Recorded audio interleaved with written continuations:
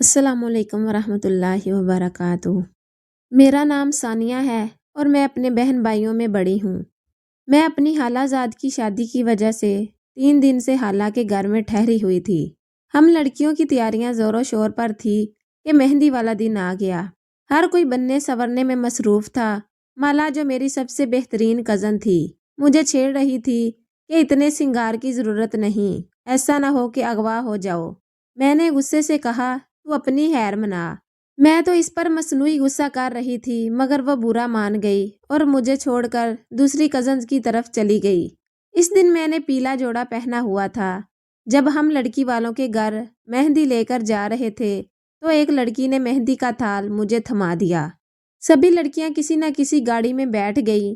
میں تھال ہاتھ میں لیے ادھر ادھر دیکھ رہی تھی کہ مالا کے چچا کا بیٹا اپنی گاڑی ہماری طرف لے کر آ گیا۔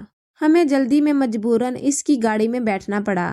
میں نے غور کیا کہ یہ تو وہی تھا جو ذرا دیر پہلے مجھ کو گور گور کر دیکھ رہا تھا اور اب بھی اپنی گاڑی کے شیشے سے مجھے دیکھنے کی کوشش کر رہا تھا۔ اس بات کو دوسری لڑکیوں نے بھی نوٹ کیا۔ میرا شرم کے مارے برا حال تھا۔ تمام راستے سبھی ایک دوسرے سے باتیں کرتے ہوئے گئے تھے لیکن میں چپ تھی، جبکہ وہ بار بار کہتا تھا کہ یہاں کوئی ایسا بھی ہے جو بے زبان ہے، جسے بات کرنی بھی نہیں آتی۔ میں نے پھر بھی جواب میں کچھ نہ کہا۔ تبھی منزل آ گئی اور ہم سب گاڑی سے اتر گئی۔ جب مہندی کی رسمیں ختم ہو گئی تو ہم لڑکیاں دلہا کے گھر میں ہی ٹھہر گئی کیونکہ وہ بھی ہمارا کزن تھا۔ جب اس کو پتہ چلا کہ میں دلہا کے گھر ٹھہری ہوں تو وہ بھی وہاں رک گیا کیونکہ وہ خالو کا رشتہ دار تھا۔ میں بلائی منزل پر ایک کمرے میں ٹھہری تھی اور میرے کپڑوں کا بیگ وہاں ہی رکھا ہوا تھا۔ مجھ کو بہت نیند آ رہی تھی، لہٰذا میں نے کپڑے تبدیل کیے۔ جب کپڑے بدل کر آ رہی تھی کہ اچانک اس سے ٹکراؤ ہو گیا۔ میں نے اس کی جانب دیکھا اور بس دیکھتی ہی رہ گئی۔ سیاہ پینٹ کوٹ میں وہ بہت خوبصورت لگ رہا تھا۔ میں نے پہلی بار اس کو غور سے دیکھا تھا۔ وہ بھی حیران تھا کہ میں کیسے اس کو تکے جا رہی ہوں۔ تبھی وہ کھنکارا۔ مجھ کو ہوش آ گیا اور میں شرمندہ ہو کر اپنے کمرے کی جانب چل دی۔ دل زور زور سے دھڑک رہا تھا۔ بارات والے دن بھی یوں ہی ہوا۔ ہر لڑکی چاہتی تھی کہ وہ اس سے بات کرے، اس کی طرف دیکھے کیونکہ وہ نہایت شوخ اور دلچسپ انداز سے گفتگو کرنے والا لڑکا تھا۔ وہ سب کی نظروں میں تھا لیکن میں تو اس کے قریب جانے سے بھی ڈرتی تھی۔ میں ڈھولک بجاتی گاتی مسکراتی لڑکیوں سے دور تھی۔ اچانک وہ کمرے میں داخل ہوا اور اتنی تیزی سے گلاب کا پھول میرے بالوں میں ٹانک دیا کہ کوئی بھی اس کی حرکت کو نہ سمجھ سکا۔ تبھی اس نے اپنا منہ میرے کان کے قریب لا کر کہا، میں شاہ میر ہوں، میرا نام یاد رکھنا۔ میں سرتاپا سرخ ہو گئی اور وہ آنن فانن جیسے آیا تھا ویسے ہی چلا بھی گیا۔ شادی کا ہنگامہ ختم ہو گیا۔ اب تو مجھے بھی چین نہیں تھا۔ ساری رات جاگ کر کاٹتی۔ اگر نیند آتی تو خواب میں بھی وہی نظر آتا۔ یہ سب حال میں نے اپنی سہیلی کو بھی بتایا کیونکہ اپنے دل کی ہر بات اسے بتایا کرتی تھی۔ روز و شب اس طرح گزرنے لگے لیکن اس کی یاد نہ گئی۔ اس بات کو 2 سال گزر گئے مگر میرے بالوں سے گلاب کے اس پھول کی مہک اسی دن جیسی تازہ تھی جب شاہ میر نے اس کو میرے بالوں میں لگایا تھا۔ باغ میں جانے سے یہ مہک اتنی تیز ہو جاتی کہ پھولوں کے علاوہ پتیوں اور مٹی کے ذروں سے بھی یہی مہک آنے لگتی تھی۔ کبھی کبھی میں سوچنے لگتی تھی کہ میں نے کیوں اسے نہ بلایا جبکہ وہ تو مجھے بالکل بھول گیا ہوگا۔ میں نے اس کو بلانے کی بہت کوشش کی، چاہتی تو اس کے گھر جا سکتی تھی کیونکہ وہ مالا کا چچا زاد تھا اور یہ بھی ایک قریبی رشتہ تھا۔ میں یہ بھی سوچتی تھی کہ اس تقریب سے پہلے میں نے کبھی اس کو کیوں نہ دیکھا تھا۔ اس کی سب سے بڑی وجہ یہ تھی کہ خالو ہم سے زیادہ میل جول نہ رکھتے تھے۔ ایک دن میں کالج جاتے ہوئے شاہ میر کے بارے میں سوچتی جا رہی تھی۔ میں آج اکیلی تھی اس لیے جلدی جلدی قدم بڑھا رہی تھی کہ اچانک ایک گاڑی میرے سامنے آ کر رک گئی۔ دیکھا تو گاڑی میں وہی بیٹھا تھا۔ کہنے لگا، کیا مجھے جانتی ہیں؟ میں نے کہا، جی، آپ میرے کزن کے چچا کے بیٹے ہیں اور بھی تو کچھ، آپ سے دعا کی تھی۔ آپ شاہ میر ہیں، یہی کہنا تھا نا؟ آپ نے مجھے بلایا نہیں سو تم نے بھلا دیا مجھے۔ تبھی بے اختیار میرے منہ سے نکل گیا کہ بھلا تو آپ نے دیا ہے۔ میری بات سے اس کا حوصلہ بڑھ گیا۔ وہ اصرار کرنے لگا کہ میری گاڑی میں بیٹھو، تم سے نہایت ضروری بات کرنی ہے۔ میں گاڑی میں بیٹھ گئی۔ وہ آہستہ آہستہ گاڑی چلانے لگا۔ میں منہ نیچے کیے بیٹھی تھی۔ وہ کہنے لگا، ثانیہ تم نہیں جانتی کہ میں نے یہ 2 سال کیسے گزارے ہیں۔ کوئی دن ایسا نہیں آیا جب تمہیں یاد نہ کیا ہو۔ میں نے صرف تم سے محبت کی ہے، قسم کھا کر کہتا ہوں۔ رابطہ اس لیے نہ کیا کہ کہیں تم بدنام نہ ہو جاؤ، کہیں تمہاری عزت پر حرف نہ آ جائے۔ اب بتاؤ، اگر تم مجھ سے شادی پر راضی ہو تو میں اپنے والدین کو تمہارے گھر بھیجوں، تم کو کوئی اعتراض تو نہ ہوگا؟ مجھے کوئی اعتراض نہیں، میں نے کہا اور وہ کھل اٹھا۔ میرا رنگ بھی سرخ پڑ گیا، تبھی اس نے قریب اتار دیا۔ میں بہت ڈری ہوئی تھی کہ کوئی گاڑی سے اترتے نہ دیکھ لے۔ شکر ہے کہ کسی نے مجھے نہ دیکھا، ورنہ خدا جانے کیا ہو جاتا۔ بتا نہیں سکتی اس دن میں کتنی خوش تھی، جیسے وہ صرف میرا ہو۔ سبھی پوچھ رہے تھے کہ کیا بات ہے، آج بڑی خوش نظر آ رہی ہو، جس پر میں مسکرا دی۔ پھر اگلے دن اس کے امی ابو آ گئے اور انہوں نے میرا رشتہ مانگ لیا۔ بھلا والدین کو کیا اعتراض ہو سکتا تھا؟ اتنے امیر لوگ، لڑکا خوبصورت کہ ہر لڑکی اس کی شریک حیات بننے کی آرزو کرے۔ امی ابو نے ہاں کہہ دی۔ مجھ کو پھولوں کے زیور پہنائے گئے۔ کیا بتاؤں وہ کیسا خوبصورت دن تھا جب میں ہواؤں میں اڑ رہی تھی۔ میرے سپنے چاند، سورج اور ستاروں سے مزین تھے۔ میرے خواب کو تعبیر مل گئی تھی۔ اس کے بعد ہر آن ہر لمحہ بس میں نے شاہ میر کے ہی خواب دیکھے۔ ہر وقت اس کا خیال میرے دل کا ہم راز رہتا۔ اس کی سوچوں میں عمر بسر کی۔ میں خوبصورت سے خوبصورت ہوتی جا رہی تھی، نکھرتی سنورتی چلی جاتی تھی۔ آنے والے وقت کی بڑے شدت سے منتظر تھی، جب میں شاہ میر کی دلہن بننے والی تھی۔ 2 عیدیں آئی منگنی کے بعد، اور دونوں عیدوں پر میرے سسرال کی طرف سے نہایت پیش قیمت اور خوبصورت تحفے اور خوبصورت جوڑے بھیجے گئے۔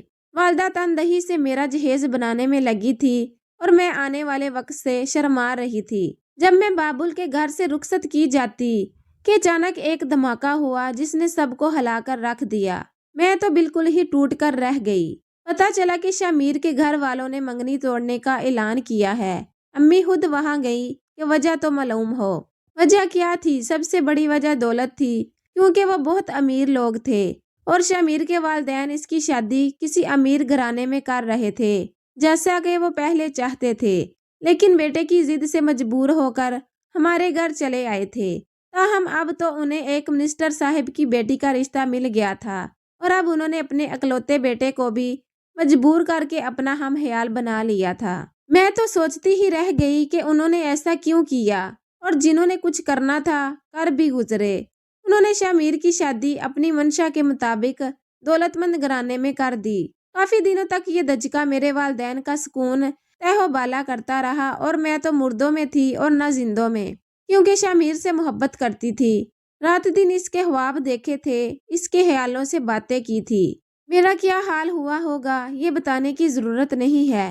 کافی عرصہ تک پریشان رہی۔ اس کے بعد جب وقت نے سنبھالا دیا تو میں نے ایک اسکول میں نوکری کر لی۔ بچوں کو پڑھا کر اپنا وقت پاس کرتی رہی، دل بہلانے کے جتن کرتی تھی، مگر یہ ظالم بہلتا نہ تھا۔ اس دوران کئی رشتے آئے، مگر میرا ایمان رشتوں پر سے اٹھ چکا تھا۔ جی نہیں چاہتا تھا کہ دوبارہ کوئی رشتہ آئے۔ میرے چھوٹے بہن بھائیوں کی بھی شادیاں ہو گئی اور میں والدین کے ساتھ ہی رہ گئی۔ اب میں ان کے بڑھاپے کا سہارا بنی، کیونکہ شادی شدہ بہن بھائی اپنے اپنے کاروباری زندگی میں مصروف و مگن ہو گئے تھے۔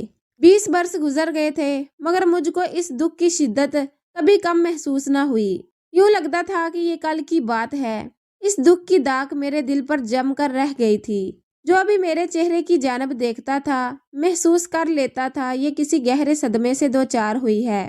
اس واقعے کے بعد پھر کبھی میں نے کسی چیز کی خواہش نہ کی، بس ایک تمنا کے سوا کہ میں روزے رسول پر حاضری دوں، حج کروں، اللہ کے گھر جا کر دعا مانگنے کی سعادت حاصل کروں، لیکن میں نہیں جا سکتی تھی۔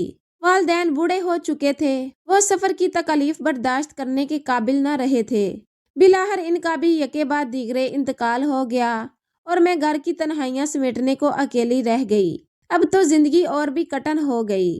سروس کی وجہ سے وقت کٹ رہا تھا، ورنہ شاید میں پاگل ہو جاتی۔ لوگ رفتہ رفتہ تنہائی کے عادی ہو جاتے ہیں، لیکن میں عادی نہ ہو سکی۔ میری اب یہی آرزو تھی کہ کسی طرح حج کر لوں، لیکن ساتھ جانے والا کوئی نہ تھا۔ بغیر محرم کے نہ عمرے پر جا سکتی تھی اور نہ حج پر۔ سروس سے بھی ریٹائرڈ ہو چکی تھی۔ بلاخر میری مایوسی پر قدرت کو رحم آ گیا۔ ایک دن میری ممانی آئی، بولی کیا حج پر جانا چاہتی ہو؟